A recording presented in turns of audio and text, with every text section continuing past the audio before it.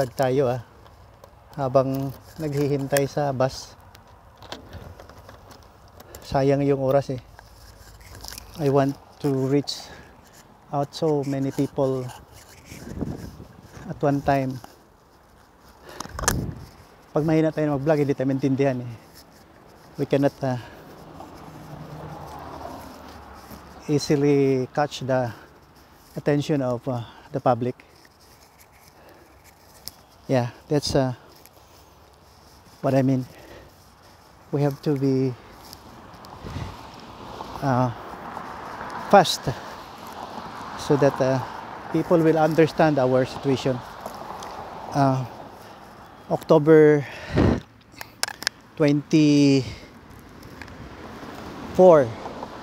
2023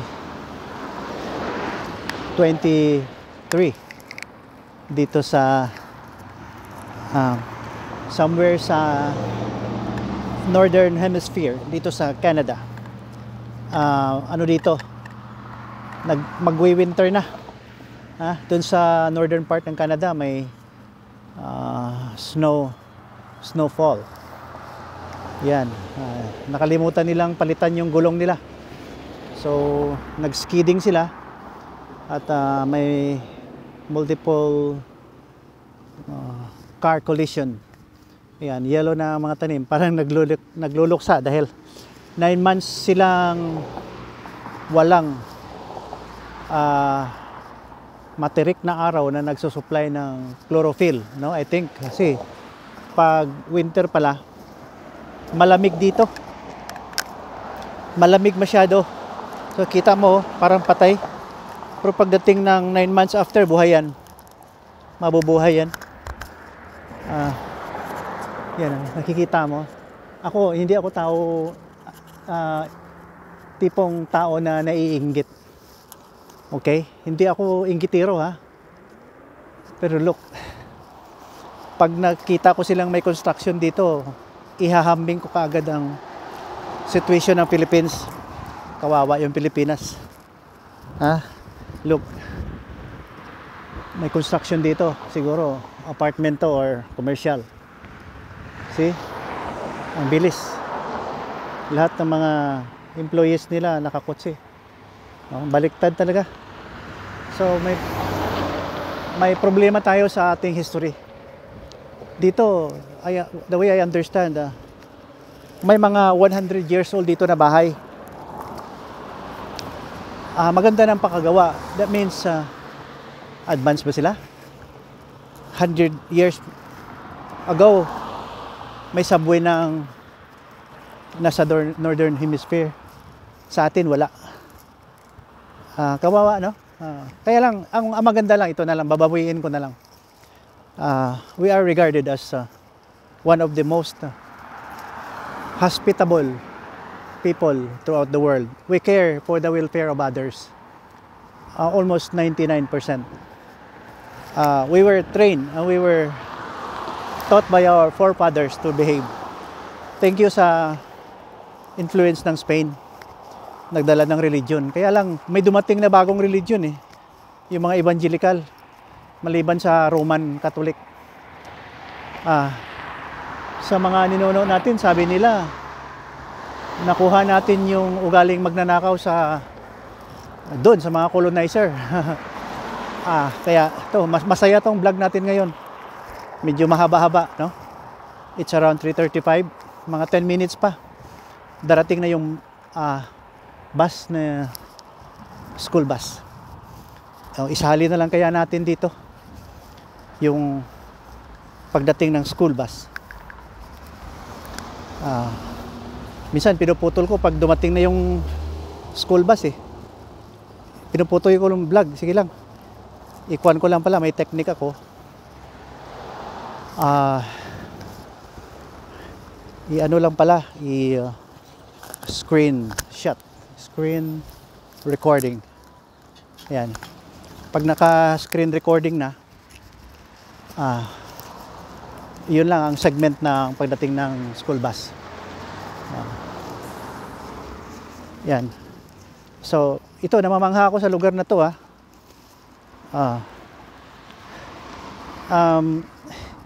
hindi ko man sukat akalain na marating ko itong lugar na to. Sa totoo lang. I never dream of really never dream so hard to reach this place. See? I never dream. Although at the back of my mind, parang may question, mayroon akong tanong sa sarili. Ano kaya yung hanap buhay sa ibang lugar? Advance ang mga technologies. Tsaka they made it sure that their product of their labors or the result of their construction is very, very fine, very to the details, and so very nice. Oh, look at that building. See, when we arrive, it's only only a fraction of that, only maybe the roof. Now it was sold for $1,000. What is that? $1,000 per month? I don't know. But now it's 600. I think the deposit $1,000. I don't know, times 40 million. Wow.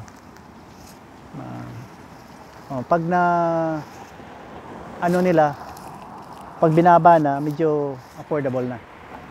So maganda yung usapan natin ngayon. 24, 20, 23. Yan.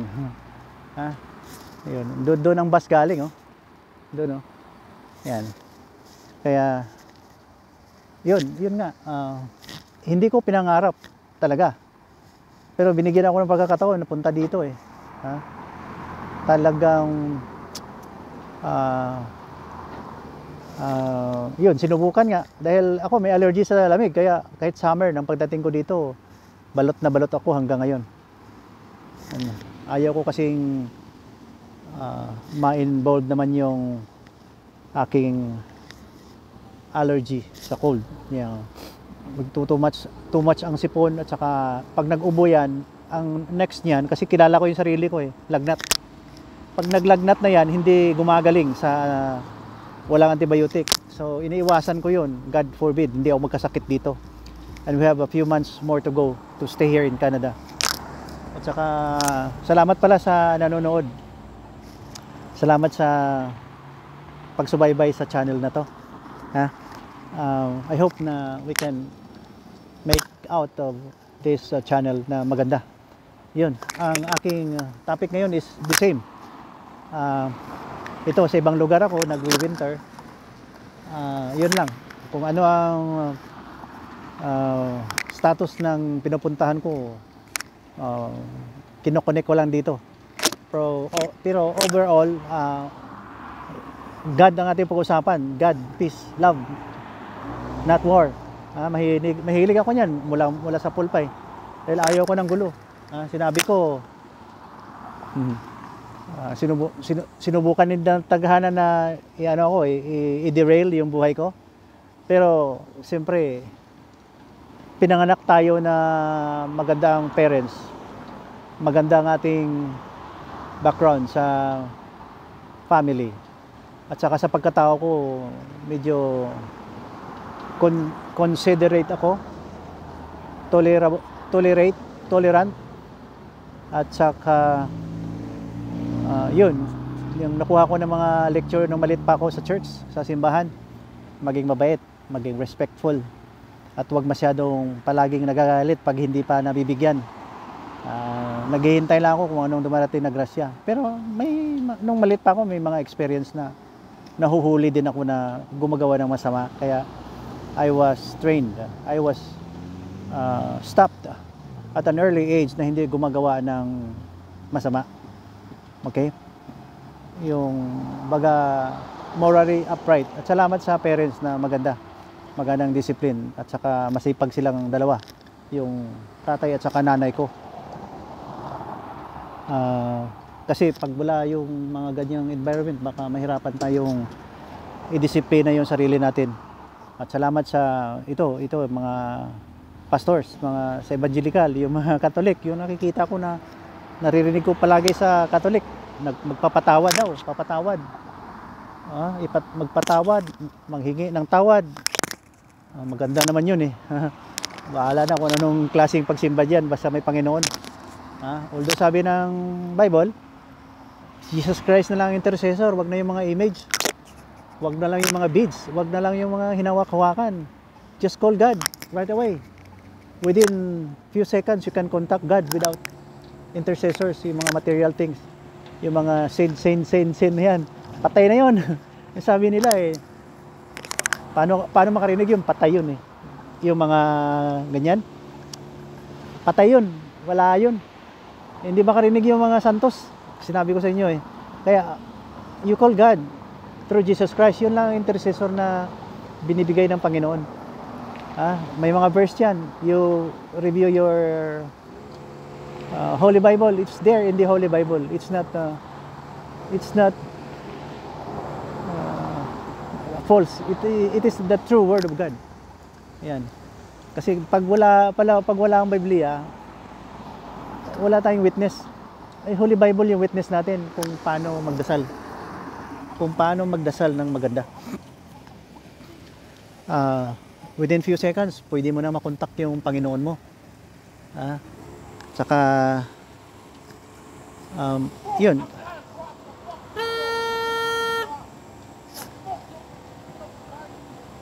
Yun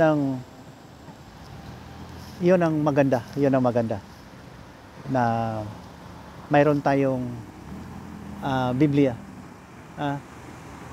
Just ask, stay in one place. You don't need to go to church or somewhere else. Wala namang holy place sa mundo eh. Isa lang holy, si God lang, di ba? Ngayon, pag hindi mo kinoconsider na holy si God, mas marami pang holy place sa'yo, holy person, holy father. Mahirap yun, mahirap. Hindi natin sinusunod yung Biblia. Gawa-gawa ng tao yun, no? Mga intelligent people ang gumagawa niyan.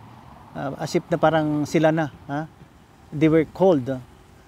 Parang bigatin din sila. Bigatin. Kaya doon galing ang salita na bigatin. Bigatin sons. Parang sila na talaga ang may hawak sa buhay ng tao. No, ang may hawak sa buhay ng tao, God. Through Jesus Christ. Yun lang. Ayan. Sinabi ko sa iyo ang channel na to, God, Peace, Love, Not War. At saka yung mga side bits. Yung mga environment, ganito. Kaya, dapat na magkaintindihan tayo, no? Dahil wala na tayong time eh. Magulo na ang mundo. Nung pinanganak ako, mga 9 years old, nag-start na yung gulo. Nakikita ako eh. May division talaga ng tao dahil sa paniwala. Alam mo, ano ang mali doon? Ito. Nauna yung Bible eh. Nauna yung Bible, di ba? Ayan. Ngayon, ginugulo ng mga ang Biblia, no? Ginagaya. Pero hindi naman kaya. Kaya ang resulta, wala. Ginagaya ang Biblia kahit hindi kaya. Kaya, yan, nakikita mo may gulo, may mga struggle. Ipalagay natin, may terrorism, may bunker, may armas, may pulbura, may bala. Ang gulo. Ang gulo talaga. Pero si Jesus Christ, sabi niya,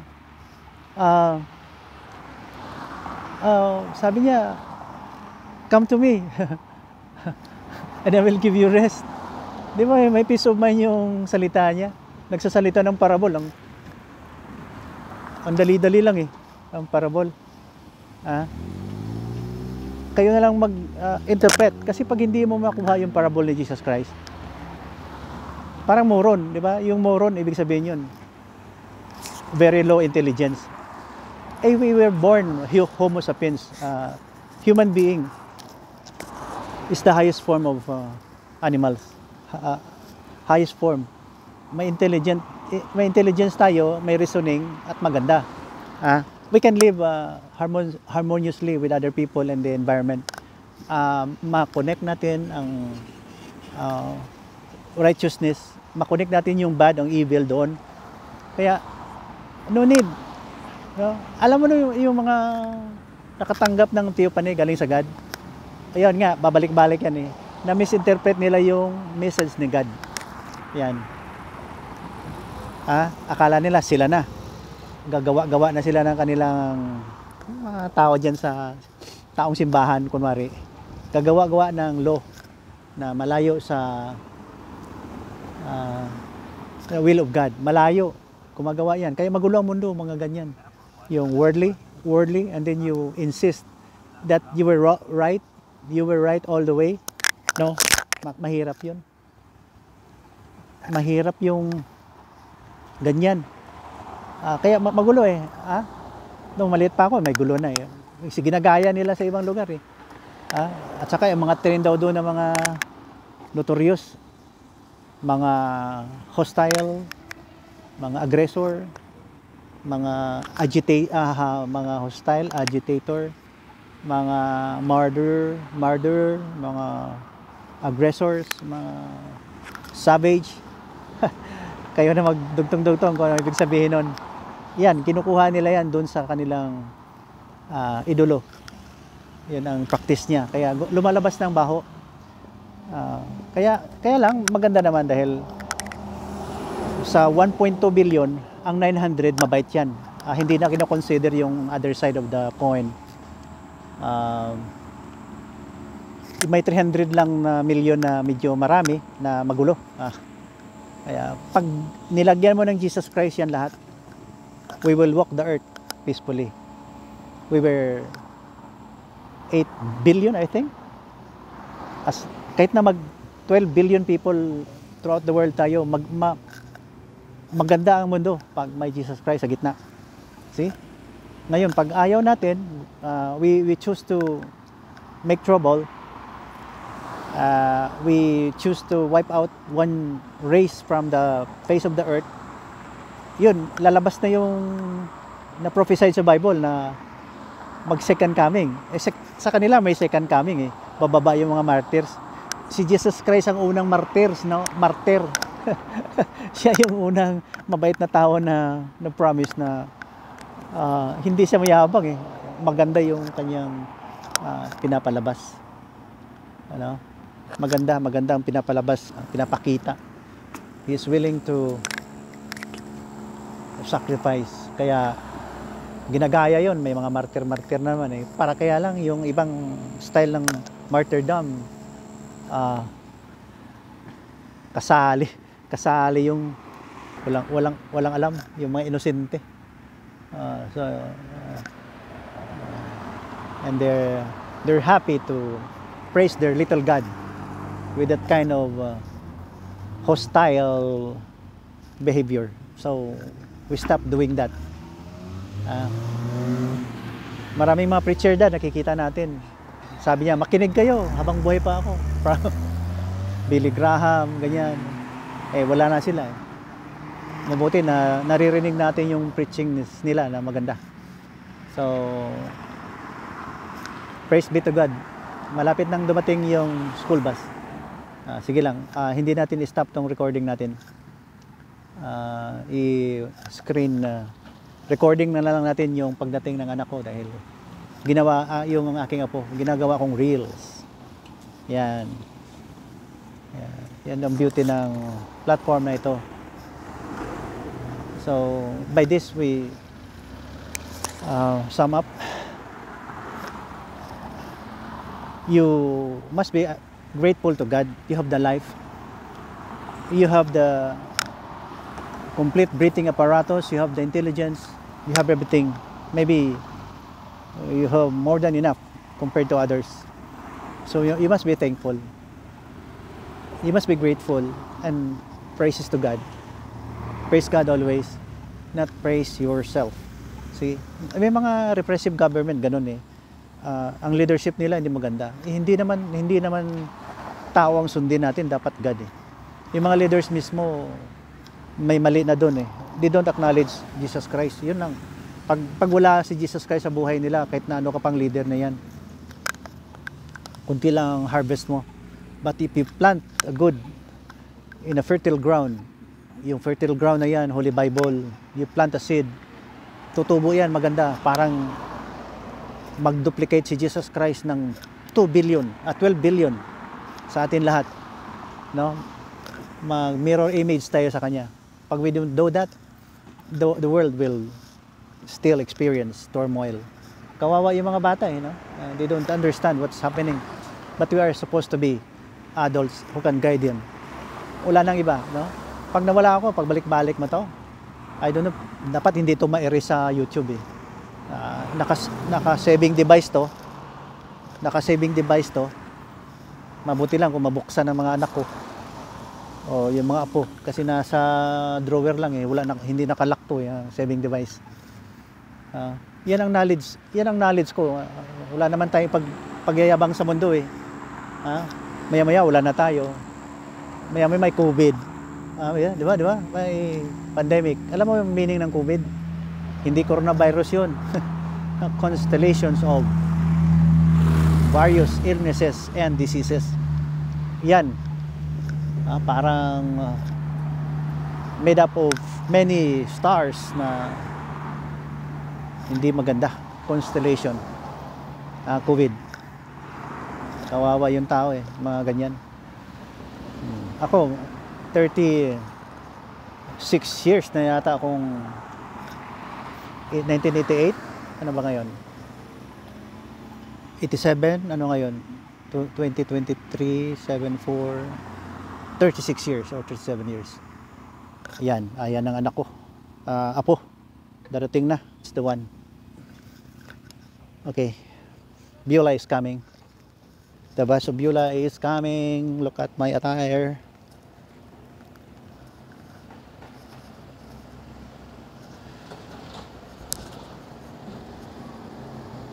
Boyago.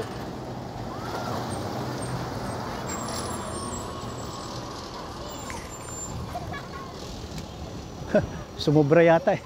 Nasa kanto. Ang gulo kasi ng mga bata. Dumadaan sa harap. Ayan na. Okay. Oh. Wow, good. The driver forgot. Oh yeah. I'll fix it later. The driver forgot your bus stop. It's okay. He overshot. Overshooting. Bye-bye, your friends. Bye-bye, your friends.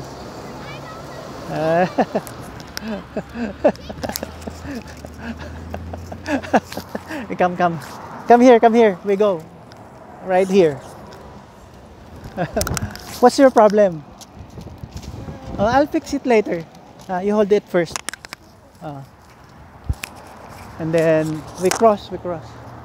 All right. It's hot. Oh, it's hot. Where's your jacket?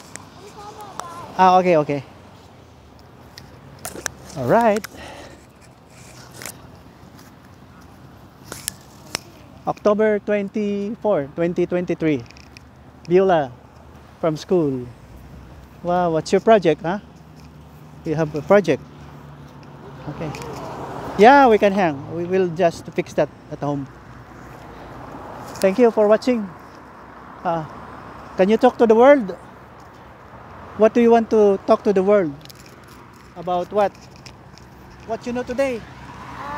What you know today? You share it to them.